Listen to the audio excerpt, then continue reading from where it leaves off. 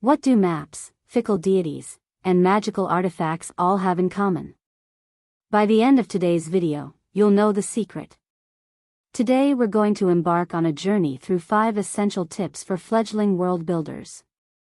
Whether you're crafting a vibrant new universe for your novel, tabletop game, or simply for the sheer joy of creation, these tips will guide you on your quest. So, grab your quill and parchment, and let's dive in. First tip. Establish your core themes. Every captivating world begins with a strong foundation. Before you delve into the details, take a moment to define the core themes of your world. What emotions do you want to evoke?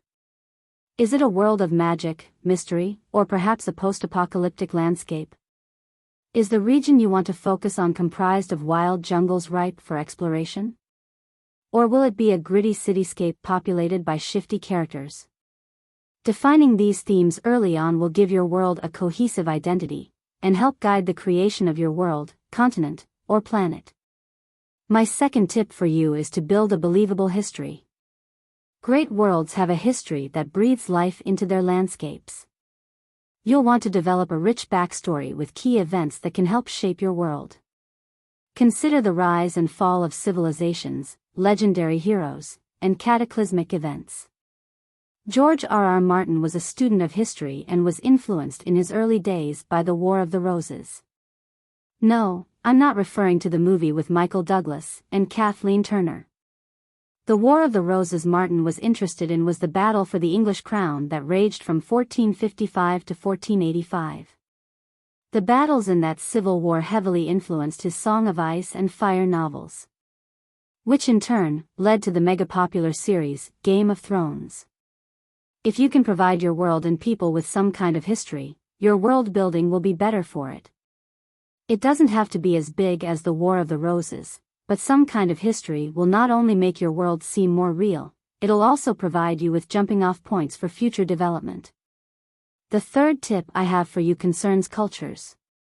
A tapestry of cultures and societies adds layers of intrigue and depth to your world. Create diverse races, each with its own customs, languages, and beliefs. The more unique you can make your cultures, the better. Don't just settle for copying a real-world culture and slapping another name on it.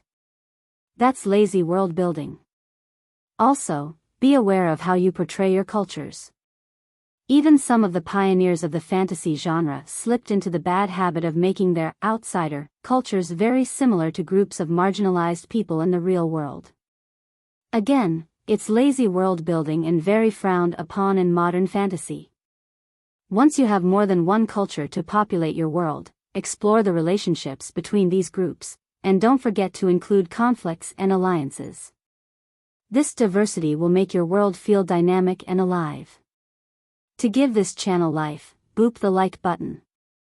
The fourth piece of advice I have for you is that geography matters. The physical world is just as important as its inhabitants. The geographical features of a world help set the stage for the narrative.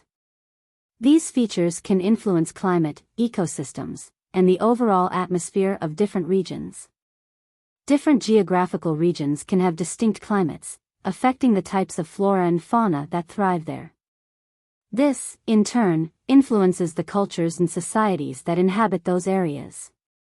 Geography determines the availability of resources, influencing the development of civilizations and their economies. Societies near fertile land might be agriculturally focused, while those in mountainous regions may rely on mining and trade. Mountains, oceans, deserts, and other geographical features can act as natural barriers, shaping political boundaries and influencing the movement of people and armies. These barriers contribute to the geopolitical landscape of your world. Geography also affects the development of trade routes and transportation systems. The placement of cities and the ease of travel between them can impact the flow of goods, cultural exchange, and the interconnectedness of different regions. How will these landscapes shape the lives of your characters? Finally, embrace the unknown. Design hidden realms, uncharted territories, and mysteries waiting to be unraveled. Whether it's a forgotten city or a magical artifact, leaving room for discovery not only keeps your audience engaged but also allows your world to evolve over time. Let me know in the comments below what aspects of world building interest you the most. Is it creating unique cultures? Interesting and new architecture? Or maybe creature creation? What gets you excited about world building? Remember, the beauty of world building lies in the endless possibilities. May your worlds be as boundless as your imagination.